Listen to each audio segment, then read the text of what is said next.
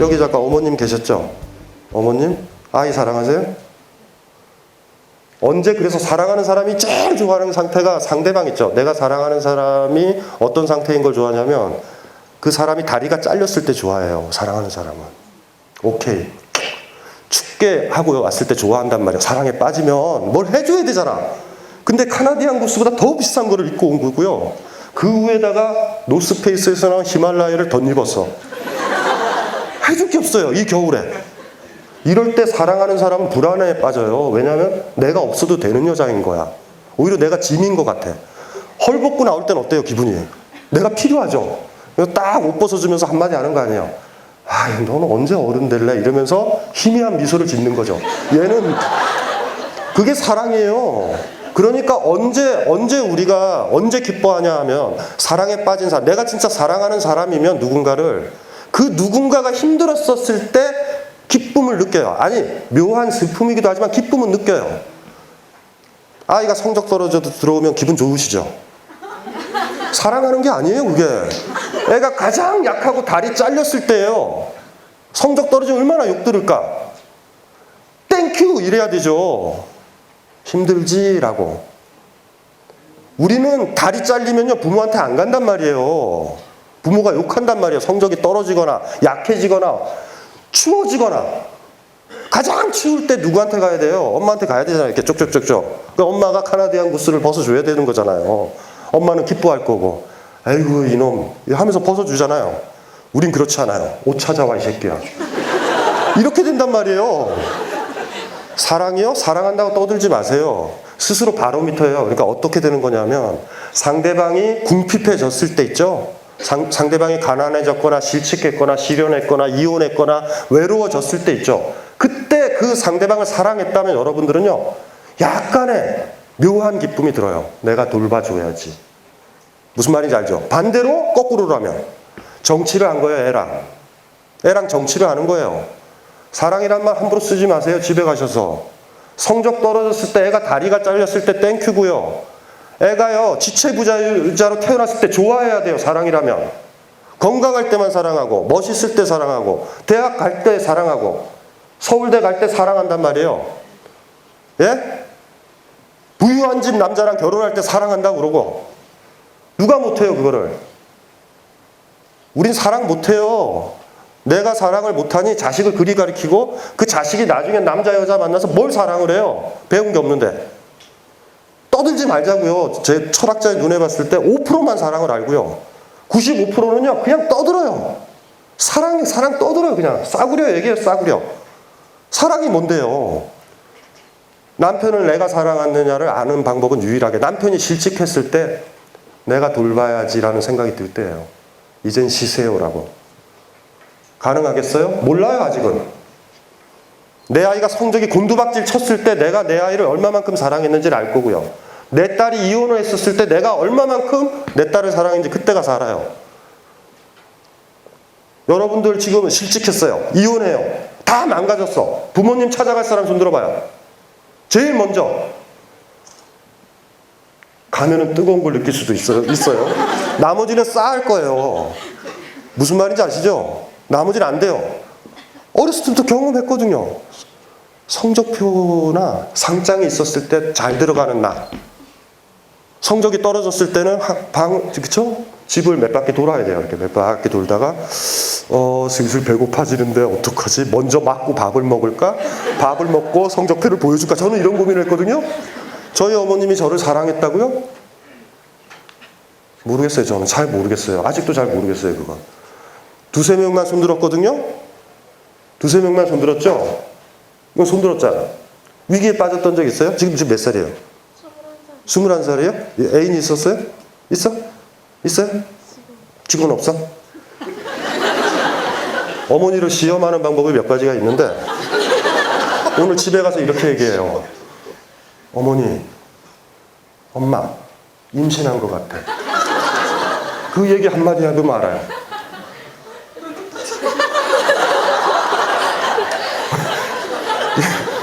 굉장히 복잡해지는데 시험하고 싶지 않아요? 시험하고 싶지? 어머니를 시험하고 싶지 않아? 그때 알아요. 우리가 생각하는 거랑 달라요. 의외로 달라요. 그래서 우리가 그러는 거예요. 명절 때나 이럴 때 그 나이 든 어머니 찾아뵙기가 친정어머니지만 그닥 기쁘지 않은 이유는 그거예요. 용돈도 좀 가져가고 선물도 가져가고 이랬을 때 여전히 기뻐하신다고. 그러니까 이렇게 가야 되잖아요. 그냥 똑같이 가는 거야. 성적이 올라오든 떨어지든 가서 이렇게 있으면 오히려 내가 다리가 아프고 빈궁하면 껴안아 주는 거. 이럴 때 내가 그 사람을 얼마만큼 사랑했느냐는 그 사람이 조건이 좋았을 때는 몰라요. 그 사람이 완전히 붕괴될 때 있죠. 그럴 때. 왜 아이들이 자살하는지 아세요? 안단 말이에요. 성적이 떨어지고 나서 엄마가 어떨지. 한 명의 사람이라도 껴안아주면 자살 안 해요. 자살은 외로움에서 오잖아요. 나 하나 없어지면 된다는 느낌에서 오잖아요. 근데 그 어머니가 그 아이 자살한 그쵸 상가죠. 장례 치르면서 내가 너를 얼마나 사랑했는데 끝까지 몰라요. 끝까지 몰라요. 자기가 뭐 했는지. 사랑이라고 떠드는 거죠. 그래서 알랭 바디우 얘기가 중요한 거예요. 사랑이라는 미명하에 정치를 했던 거예요. 아이랑. 정치를. 내가 이만큼 해주고 엄마로 사해주니 너도 이만큼 해주고 이렇게 하고 내가 너 먹여줬으니 너도 이만큼 해줘야 되는 거 아니야? 내가 친구들 만났을 때 쪽팔려 죽겠어. 내 친구들은 다 스탠포드 하버드 갔는데 너는 서울 안에도 대학을 못 갔어. 그럴 수도 있어요. 그런 느낌, 내 아이가 부끄럽다는 느낌이 들 때가 있다. 아이 사랑한 적 없어요. 무슨 말인지 알죠? 나는 장식품을 사랑하는 거예요. 여자로서의 내 삶이 아름답게 꾸며줄 수 있는 아이가 필요한 거예요. 안 그러신가요? 아니 물론 우기기는 해요. 너의 행복을 위해서라고. 그건 알아서들 하세요. 거짓말이니까 그 알아서 생각하셔도 돼요. 사랑을 누가 할까요? 그래서 알랭 바디우 그 얘기가 의미 있는 거예요. 사랑이 끝나는 곳에 정치가 시작되고 정치가 처음에 사랑했었죠. 아이 기억나시죠? 갓 태어났을 때 애가 똥오줌 못 가릴 때 사랑했잖아요. 무슨 말 사랑했죠? 지금도 해요? 아이 공부 잘해요? 되게 잘하죠? 아직은 몰라요. 아직은 모르고 나중에 스스로만 알아요. 그리고 계속 우길 수는 있어요. 그래도 나는 내 아이 사랑한다. 우길 수는 있어요. 근데 아이가 이제 대학 진학에 실패하거나 뭐 망가졌을 때 그때 알아요. 어머님이 자신이 그때 아는 거예요. 젠장할 정치였다. 사랑을 표방한 아름다운 정치. 그거라도 알면은 그 성숙한 거죠. 죽을 때까지 사랑이라고 우겨요. 내가 너를 얼마나 사랑했는데 너는 이거밖에 못하니. 웃기죠? 무슨 말인지 알죠? 카나디안 구스를 벗어준 다음에 저 사람의 장갑을 가져와야 되나요? 그건 아니잖아요. 내가 벗어주는 거죠. 근데 갑자기 내가 벗어줬으니 너도 뭘 줘야 되는 거 아니야? 이럴 땐 정치가 시작된 거예요. 그래서 그 진부한 단어지만 사랑이 갖는 가치 중에 하나가 대가 없이 죽는다. 대가 없이 주는 거. 옛날에 제가 좋아하는 지금 전남대에 있는 김상봉 선생은 그렇게 표현하더라고요. 수학의 기대 없이 심는 법을 가르쳐 주게 하옵소서. 이런 구절을 썼는데 제가 밑줄을 쳐놨어요. 너무 멋있잖아요. 수학의 기대 없이 심는 법을 가르쳐 주시옵소서. 멋있다. 그래서 적고 있다. 지금 좀 멋있어서. 이거 저 오늘 이야기한 거는요. 상대방한테 강요할 때 쓰시면 안 돼요. 자기한테만 통용되는 거예요. 너는 수학에 기대 없이 이러면 안 돼요. 누누이 얘기했잖아요. 그러니까 남자친구한테 강신주 얘기 들었더니 카나디안 구스를 벗어주는 게 사랑이라고 하더라. 제가 아까 얘기했잖아요. 단서가 기꺼이. 인문학은요. 주어가 나예요. 나. 너에 대해서는 강요하지 않아요. 나. 뭔지 알죠? 나. 변명하실 필요도 없어요. 그냥 이렇게 강의 듣다가 그냥 스스로 생각해서 나는 이렇구나. 그걸 알면 돼요. 그냥. 아니 여기에 몇 명의 성인이 있다고요? 그런 건 없잖아요. 우리가 세인트도 아니고. 예, 그래서 그 멋있죠. 알령바디 얘기 멋있죠. 점검해 보시면 돼요. 내가 이해관계를 따지게 된다고. 근데 철학적으로 하나만 더 갈까요? 사랑은 감정이지만 정치는 이성이에요. 이성은 이해관계를 따지잖아요. 라치오라는 말이 라치오 있죠. 비율을 따지는 거예요. 비율. 리즌이라는 말에 그 히라보 라치오 있죠. RATIO 라치오. 우리가 레이셔널 그쵸? 비율이라는 뜻이죠. 그 라치오가. 거기서 리즌이라는 말인데 따지는 거예요. 이성은 정치의 능력이에요. 무슨 말인지 알죠? 사랑은 감정이에요. 이해가 안 되죠? 생각해 보세요. 어제 샀어. 어제. 어제 샀고 얘가 얘를 사랑하는데 얘가 내일 어학연수를 가요. 못 받아 당분간. 이걸 따지기 시작하면은 얘를 데리고 어디론가 가서 옷을 사준다. 이러면 정치를 하는 거예요. 따져보는 거죠 이렇게. 근데 줘요 그냥. 라치오랑 반대죠. 반대죠. 왜 이성이 남루한지 아세요? 기득권을 따지고요. 이해관계를 따지고요. 이렇게 폭좁게 들어간단 말이에요. 속물이 되는 거예요 한마디로. 그래서 보면은 알랭 바디오 얘기를 조금 그거를 이제 좀 바꾸면 이렇게 되죠. 감정이 끝나는 곳에 이성이 시작되고, 이성이 끝나는 곳에 감정이 시작돼요. 양념 없어요. 왜요? 카나디언 구스를 줘보시는 순간 알아요. 고뇌는 할 수 있을 거야. 고뇌는 할 수 있어요. 고뇌를 만약에 그걸 한다면 깊이 사랑하는 것도 아니에요, 사실. 그러니까 그냥 훅 돼요, 훅. 그러니까 이제 문제죠. 그 양립이라는 건 비겁함을 얘기하는 거예요. 비겁함, 질문은 저한테 이렇게 하시는 거예요. 비겁함 속에 머물 수는 없나요? 있어요. 그건 아니고. 안 돼요, 양립이요. 양립 안 돼요. 여러분 이성적인가요? 이성적인 사람은 그래서 감정을 억누르라고 그러잖아요. 그래서 너의 감정을 피력했을 때 어떤 이해관계가 발생하는지, 감정을 통제했을 때 어떤 이해관계가 발생하는지 계산을 해서 지금은 아가리 닥치자. 이렇게 결정을 내리고 닥쳐서 그런 거잖아요. 예, 그런 거잖아요. 그쵸? 그러니까 사실은 제가 이제 감정 수업 서두에서 썼잖아요. 그러니까 사랑이 바로 감정의 꽃이라면 정치라는 건 이성의 꽃이에요. 그래서 이런 얘기 하죠. 직장 생활할 때. 넌 왜 이렇게 정치를 모르니? 기억 안 나세요? 사태 파악을 해 좀. 네가 이 해독이 이런 파급 효과가 나을 걸. 같은 얘기예요. 그러니까 알랭 바디오는 사랑 쪽에 물론 속해 있는 사람이니까 당연하죠. 당연한 거죠. 합리적인 사고, 합리적인 사고 잘 생각해 보셔야 돼요. 이해관계에 빠져 있는 사고. 기계적이고 합리적이고 지적인 사람이 왜 사랑을 못하는지 아세요? 잘? 그런 사람들은 대개는요, 합리적으로 어떤 남자가 있다면 합리적으로 여자를 구해요. 왜냐하면 그 정도 나이에 아내가 있어야 되니까. 사랑과 정치, 감정과 이성은 머릿속에서만 그래요. 머릿속에서만. 그런 것 같아. 사랑의 제일 큰 매력이 뭔지 아세요? 감정의 매력이? 이성이 생각하는 거잖아요.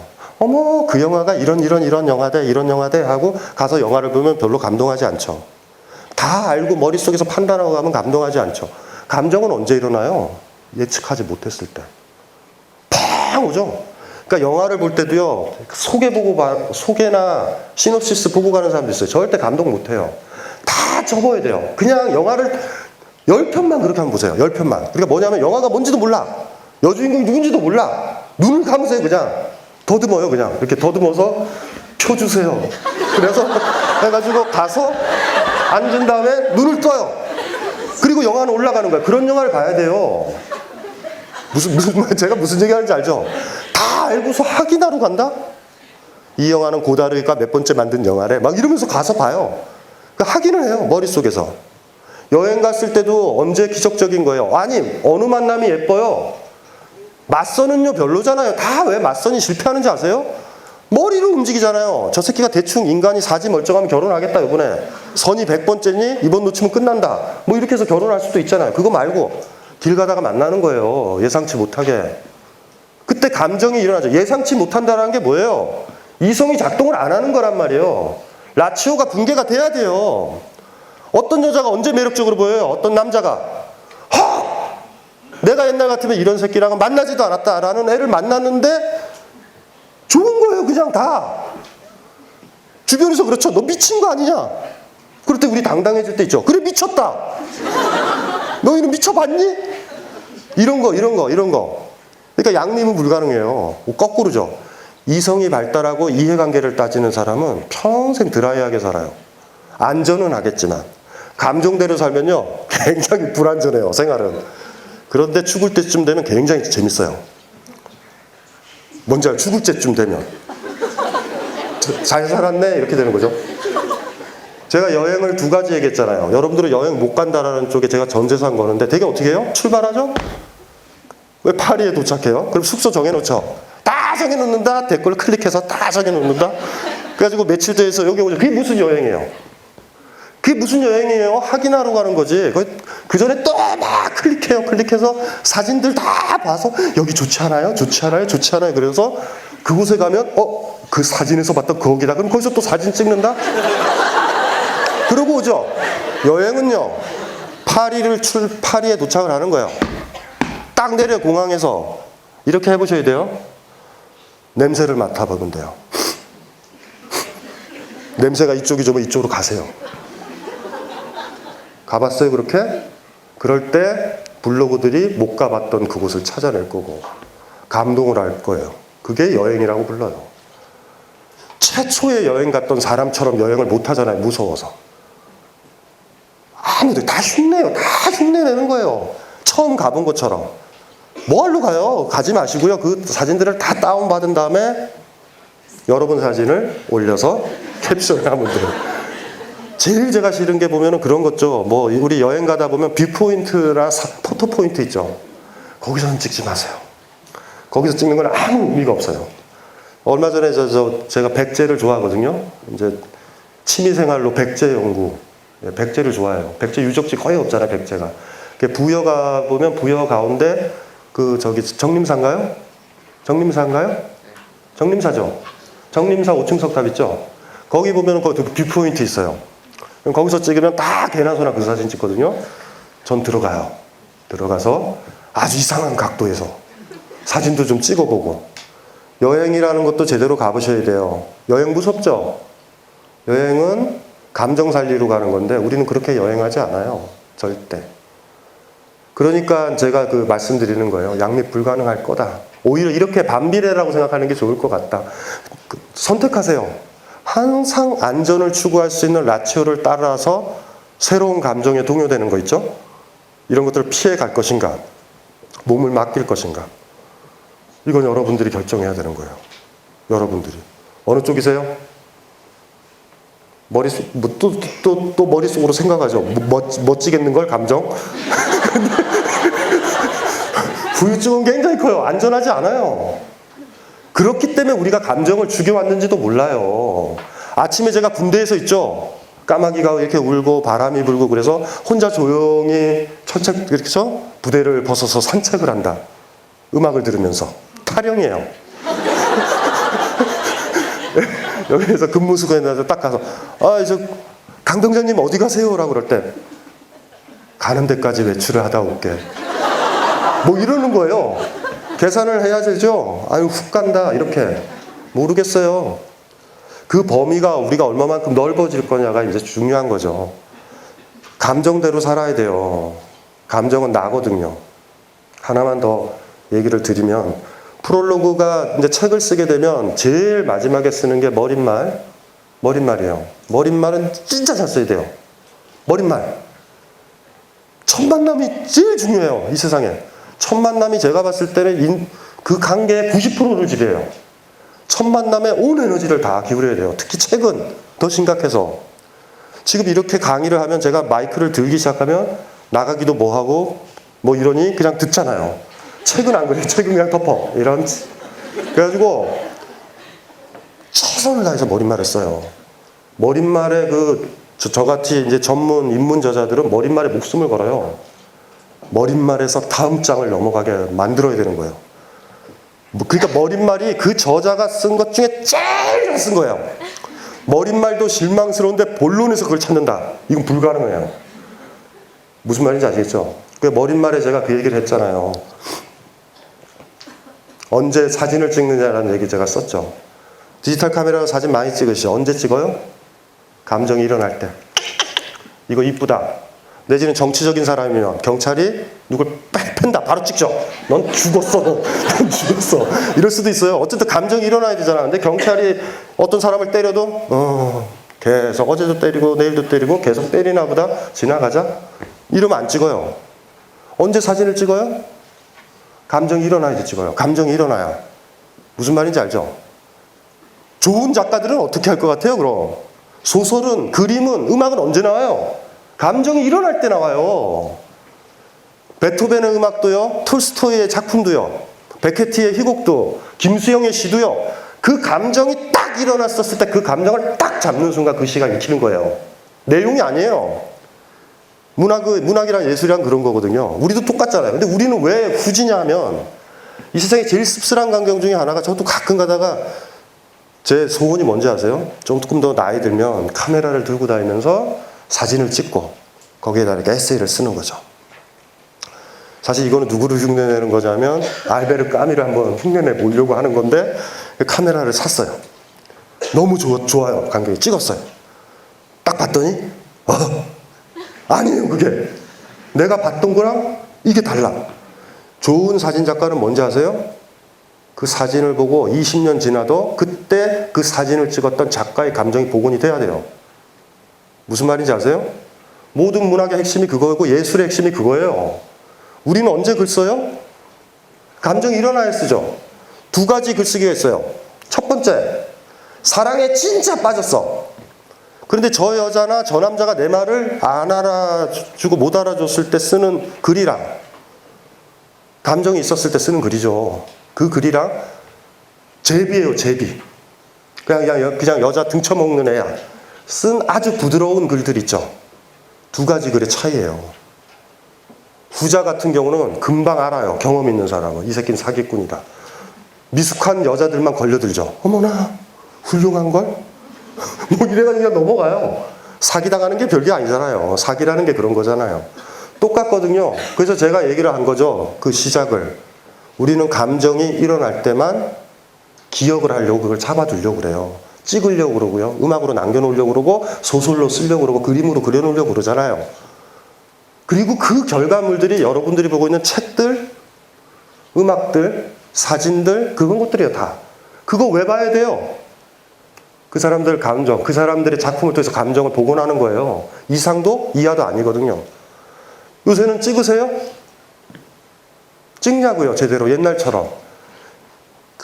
카메라를 얘기하는 것도 아니죠. 옛날은 어린 시절 기억나죠 많이. 소풍 때의 그 설렘 기억 안 나요? 항상 비가 왔던 그때. 항상 비가 오죠. 소풍 때 기억나죠? 하늘이 기억 안 나세요? 그 처마 밑에 안 나요? 소풍 싫어하시구나 전반적으로. 기대할 때 그렇죠. 이렇게 열어본다고요. 열어보면 처마 끝에 항상 흐리고 비 올 것 같은 그런 느낌들 다 기억이 나죠. 돌아보세요. 감정이 여러분들이 살아있고 깨어있을 때만 기억이 남아요. 우리는 뭐만 기억하는지 아세요? 감정이 동요됐던 것만 기억해요.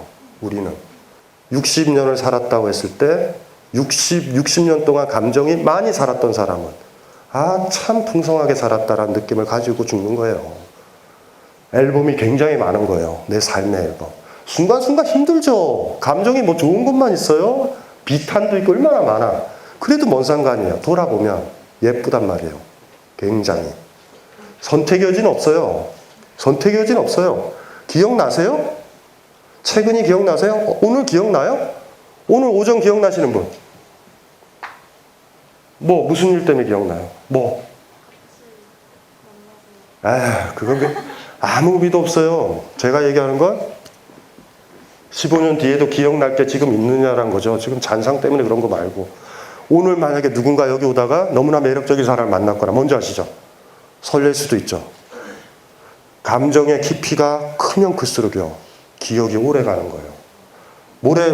모래성 쌓는 거랑 같아요. 감정이 강하다라는 건 모래성이 높아요. 이렇게. 시간이 지나면 허물어지죠.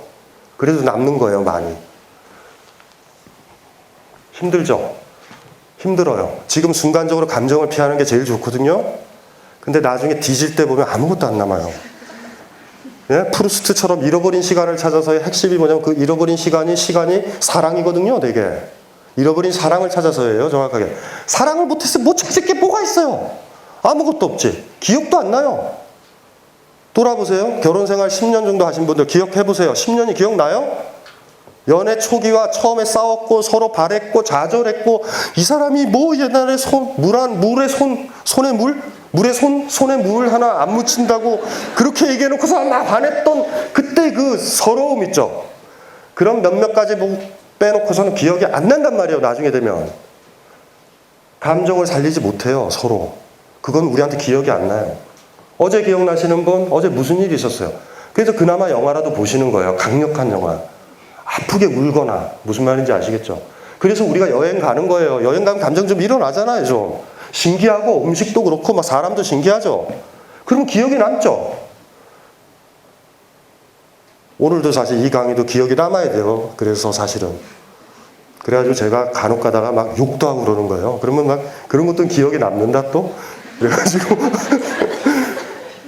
그래서 저는 그러기를 바라는 거예요. 이건 제가 해줄 수 있는 게 아니에요. 저는 철학자니까 원칙적인 것만 말씀을 드리는 거잖아요.